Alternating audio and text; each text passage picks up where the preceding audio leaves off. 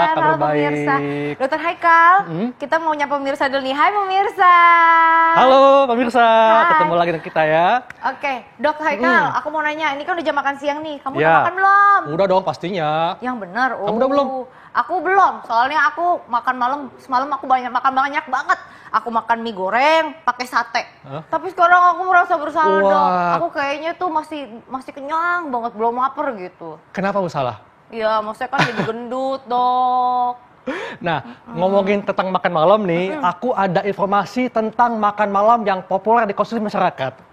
Mau makan apa? Semalam aku makan mie goreng pakai sate. Pakai Enak. sate. Wah, ini lihat ada nih. Kita lihat dulu ya. Ini dia.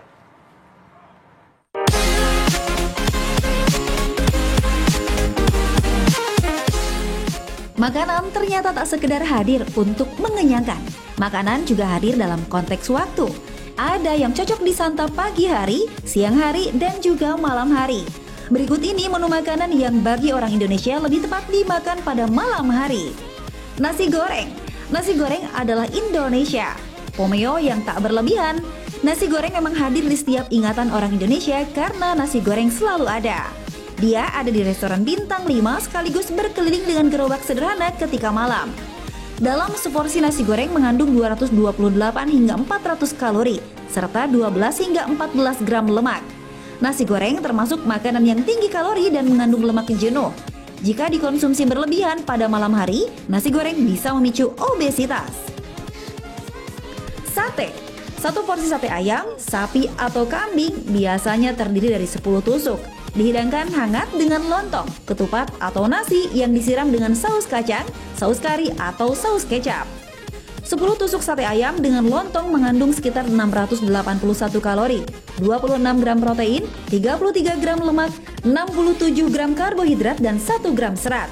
Sedangkan 10 tusuk sate kambing dengan nasi mengandung 515 kalori, 16 gram protein, 7 gram lemak, 40 karbohidrat, serta 0,35 gram serat. Nasi uduk.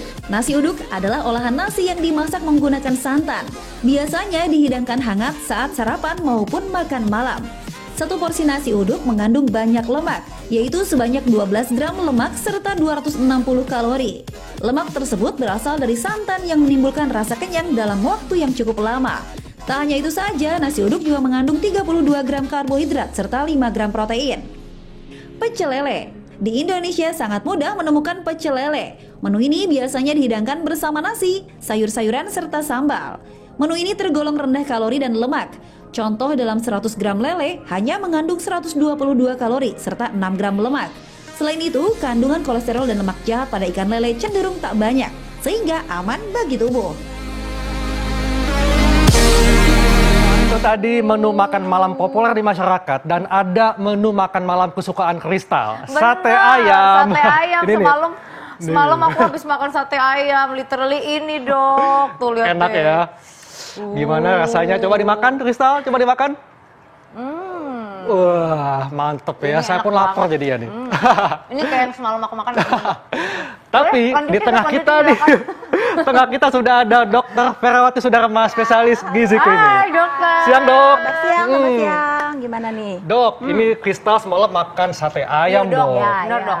Aku tuh sekarang tuh jadi kayak merasa bersalah gitu, Dok. Karena semalam itu aku makan mie goreng pakai sate ayam. Nampol sih di perut, tapi tuh kayaknya aku nambah deh 5 kilo, Dok. Bener nggak? Langsung 5 kilo ya. Benar nggak sih, Dok, kalau misalnya makan malam itu menyebabkan berat badan bertambah? Fakta atau mitos, Dok? Itu mitos. Mitos. Wah, mitos. Iya. Kenapa, Dok? Karena gini, pertama kan kita udah sering bahas nih. Betul. Intinya adalah ketika orang meningkatkan berat badan Iya. pasti karena kalori kebanyakan. Betul, setuju, Total Dok. sehari. Kemudian yang kedua adalah makan malamnya tadi harusnya kan kita sudah belajar berapa persen ya, Dok. Kalau misalnya Kristal makan pagi, makan siang sedikit, tapi makan malam langsung banyak, itu salah. Karena harusnya makan malam lebih sedikit dibanding makan pagi dan makan siang. Yang ketiga, kapan makannya? Iya. Kalau terlalu dekat dengan jam tidur, tentu saja energi yang dihasilkan dari sate ayam tadi nggak bisa digunakan sebagai energi. Nah, ini baiknya berapa jam, Dok, sebelum jam tidur nih? Betul, Dok. Idealnya adalah kurang lebih 4 jam sebelum tidur. Jadi kalau jam tidur jam 10, maka makan malamnya jam 6 ya? Ya, karena gini, kalau dari penelitian butuh waktu antara 2 sampai 4 jam untuk terjadinya pengosongan lambung. Oh gitu. Berarti fakta atau mitos nih, Dok? Ya. Tidak boleh makan malam Ya. di atas jam 7 malam. Fakta atau mitos, Dok? Itu adalah fakta ya, kalau yang Waduh. dianjurkan seperti itu. Gawat ini kalau terakhir misalnya itu lapar jam jam 6 9. baiknya ya? Terakhir jam 6, karena sudah ada penelitiannya, ternyata ketika orang makan malam antara jam 4 sampai jam 6 dibandingkan dengan yang jam 6 sampai jam 8 malam, itu cenderung lebih cepat gemuknya kalau yang malam. Jadi memang dianjurkan seperti itu. Di samping yang kedua tadi, kalau terlalu dekat dengan jam tidur, maka pencernaannya nggak bisa maksimal, Dok. Timbullah rasa nggak enak. Tapi dok, kan kadang-kadang nih kita udah makan jam 6 sore kan, Ya. tapi menjelang tidur lapar lagi dok. Itu aku banget dok. Kalau ditahan-tahan Aku kan banget, Dok. jadinya tersiksa. Nggak bisa dok. bisa Ya. tidur jatuhnya, Heeh. nggak bisa tidur dok kalau Betul. bisa ditahan gimana? Masih boleh dengan syarat kembali lagi tidak berlebihan kalorinya. Jadi kita pilih makanan-makanan yang gampang untuk dicerna. Contohnya apa dok? Contohnya susu. Susu skim milk atau susu biasa? Better skim milk tentu Skim saja. milk, ya. Yang untuk yang memperhatikan berat badan ya. Ya. Tentu yang dianjurkan adalah skim milk karena kalau bentuknya cair dia tidak mengendap terlalu lama di pencernaan. Jadi mudah diserap, tidak timbul discomfort dalam pencernaan kita. Yang kedua tentu saja yang karbohidrat, lemak dan proteinnya tidak terlalu tinggi. Oke. Gitu. Jadi lebih dianjurkan seperti itu. Yang kedua adalah jenis karbohidrat yang sifatnya kompleks sebenarnya. Contohnya seperti agar-agar, kemudian kacang-kacangan itu juga boleh digunakan. Boleh ya? Boleh. Kalau buah-buahan dok, ini suka dimakan kan? Ya. Nah ini kan kita di atas meja kita nih dok udah terdapat makanan yang enak-enak, ada Iya. pecel ayam, sate ayam. Nah ini nih. Ini mie nih, ini adalah musuh semua orang solusi nih. itu cepat di kala lapar. Betul, ini solusi anak kos Iya. kalau lapar lebih tepatnya. Ya. Nah, terus udah gitu ada mie juga, nasi goreng. Ya. Nah, kita mau tahu nih dok, sebenarnya kalau misalnya kita makan makanan dari meja ini, salah satunya, Ya. dampaknya akan seperti apa sih di kita? Pertama adalah memang secara alami badan kita itu kalau malam pengennya karbo. Jadi craving for carbohydrate. Kenapa? Karena memang dalam malam hari itu ternyata kita paling gampang diserap. Tetapi kebalikannya, tubuh kita itu sebenarnya tidak sensitif terhadap insulin kalau malam dibanding kalau pagi dan siang. Jadi sebenarnya ada bahaya mengintai. Kita tahu sendiri kalau misalnya orang diabetes dengan karbohidrat sederhana seperti nasi ini, dia harus butuh sensitivitas insulin yang baik. Betul. Tetapi kalau malam justru sensitivitasnya turun. Jadi sangat berbahaya sekali. Nah ini apa dok bahaya mengintai nih kalau seperti ini nih? Yang kedua, sambungan tadi, yang Iya. kedua kita balik lagi. Kalau kita nasi goreng biasanya pakai kecap manis ya. Betul. Berarti ditambahkan Pakai lagi. kerupuk pula, Betul. kan? Jadi mostly semuanya adalah karbohidrat sederhana. Jadi dikatakan kalau sifatnya makan yang karbohidrat simplex itu besok paginya biasanya gula darahnya akan meningkat karena insulinnya tidak aktif.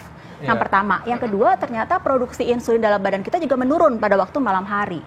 Jadi sangat berbahaya sekali ketika seseorang yang mengalami diabetes makan yang jenisnya nasi goreng ini. Gitu. Karena dia sederhana karbohidratnya. Lebih ya. baik ya, kalau mau nasi lebih baik nasinya nasi merah. Nasi merah. Ya betul. Oke. Gitu. Tapi ngomong-ngomong nih dok soal makan malam nih dok ya, kan dengar-dengar nih kalau misalnya apalagi nih aku nih dok ya, karena kan orangnya takut gendut nih dok, ceritanya akhirnya aku makannya makan buah. Ya. Nah sebenarnya itu fakta atau mitos sih dok si buah ini mencegah untuk naiknya berat badan? Fakta atau mitos dok? Itu fakta. Wah. Dengan syarat. Oh dengan Buahnya syarat ada apa? syaratnya. Buahnya Ada apa syarat. dulu deh? Pemirsa. Dengan syarat adalah buahnya jenisnya buah yang glycemic indexnya tidak terlalu tinggi. Contohnya dok? Contoh, dan itu yang pertama glycemic index tinggi, yang kedua adalah seratnya harus tinggi. Contohnya, Tapi tahu gak Pista apa itu arti indeks glikemik? nah, Nah apa tuh dok? jadi tuh, Dok? indeks glikemik itu adalah sebuah makanan kita rasakan manis atau tidak manisnya kandungan karbohidratnya seperti itu. Jadi kan buah itu kan kita tahu ada yang Iya. manis, ada Iya. yang kurang manis Betul, ya. betul. Nah, semakin manis itu buah, ternyata glycemic indexnya semakin tinggi. Nah, buah apa yang aman? Sebenarnya yang pertama adalah apel. Apel. Yang kedua adalah pir. Iya. Yang ketiga adalah stroberi. Strawberry. Jeruk juga bagus. Jeruk juga itu yang bagus. dianjurkan. Tapi kan itu nggak kenyang dok, nggak nampol gitu kayaknya Dok, dok. Kristal kenyangnya makannya ini nih dok. Ini, Enaknya makan nasi ini goreng nih, pakai tuh. pencuci mulutnya pakai jeruk. Dan satu hal lagi yang menarik ya, ternyata kita itu kalau malam lebih cepat, lebih tidak kenyang cepat dibanding kalau siang. Sadar nggak? Makanya kita Lebih makan. Iya sih, mudah bener sih. kenyang ya. Iya betul. Jadi Iya, pengen bener. makannya Kalau lebih malam. banyak. Betul. Betul, Nah, betul. apalagi dok kalau misalnya kerjaannya malam, Ya. ya kan? Ya, ya, betul. ya. Nah, tapi dok ada juga nih pertanyaan dok ya. Ya. Nah di sini kan Ada ada mie. mie instan ya, ada sate ayam. Ya. Nah mie instan nih dok, Ya. ini kan paling populer di semua kalangan nih. Betul, Kalau di saat lapar malam Ya. yang melanda tinggal Rebus. rebus mie Ya. instan. Ya, pakai air panas ya. Dan ini kan mie semua isinya nih dok Betul, ya. betul. Nah ini gimana dok dampaknya bagi kesehatan kalau keseringan makan mie instan tiap malam? Ya. Yang pasti tadi berhubungan dengan seperti nasi ya, itu akan lebih hampir sama glycemic indexnya, kandungan karbohidrat hampir sama. Jadi memang lama-kelamaan dan kalorinya sepertinya nggak berasa ya kalau makannya pengen yang ekstra porsi gitu. Dan biasanya nggak cukup 1 bungkus. Betul. Biasanya 2 bungkus. Jumbo. Ya, padahal 1 bungkus kecil itu sendiri kalorinya itu udah 350 kalori loh. 1 bungkusnya. Iya betul. Banyak ya dok. Wah, 350 kalori. Ya, jadi yang harus kita perhatikan kalau terlalu sering tadi kalorinya terlalu tinggi, karbohidratnya sederhana. Yang ketiga adalah kandungan lemak jenuhnya itu kalau kita perhatikan hampir lebih dari 40%. Dari minyaknya ya, dari bumbunya. minyaknya.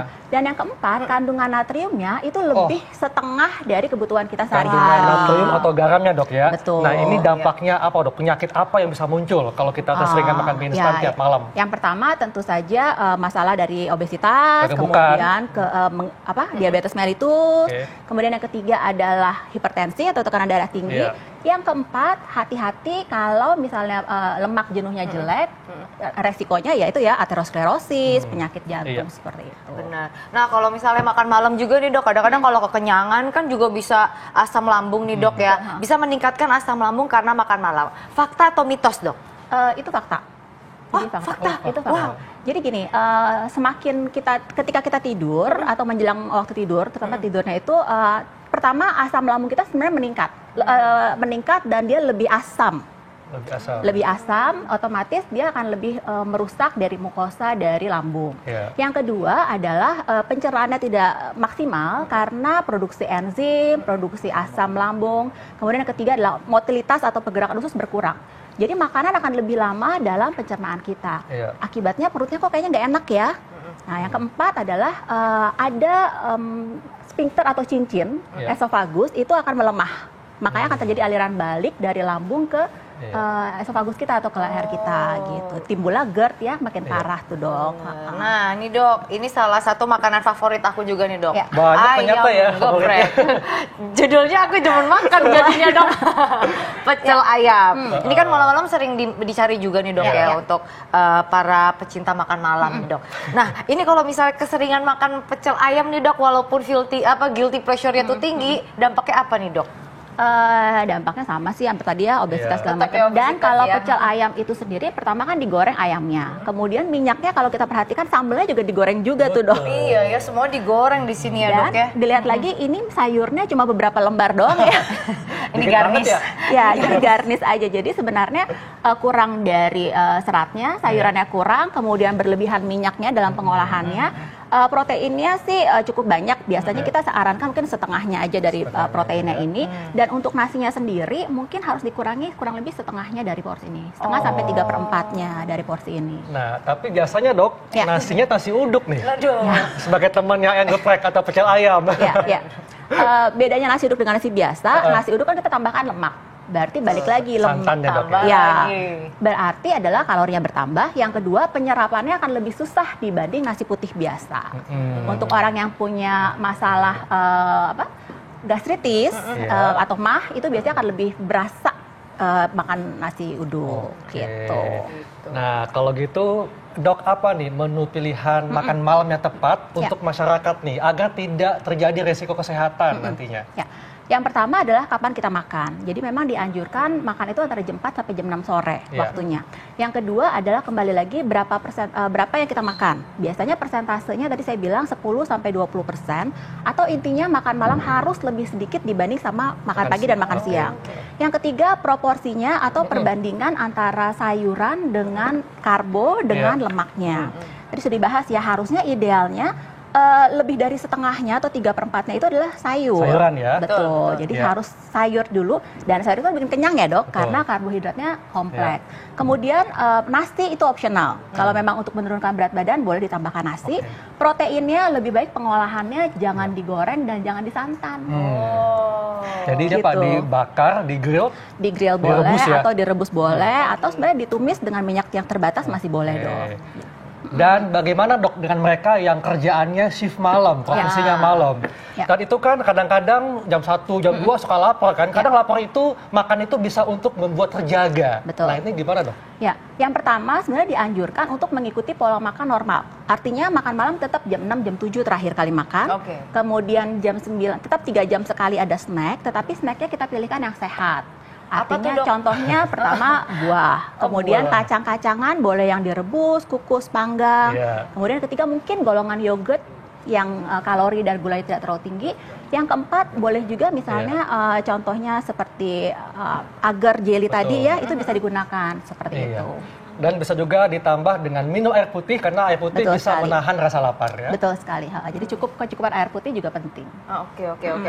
Aku paham nih dok sekarang dok. Jadi kalau misalnya malam-malam jam 6 ya dok ya, Iya. itu udah dipirit-pirit jangan makan malam ya. Batasnya paling maksimal jam 7 ya dok ya. Jam 7 malam. Oke, tapi kita juga masih punya banyak informasi. Terima kasih dok. Terima kasih, Dok. Terima kasih Luar juga. biasa.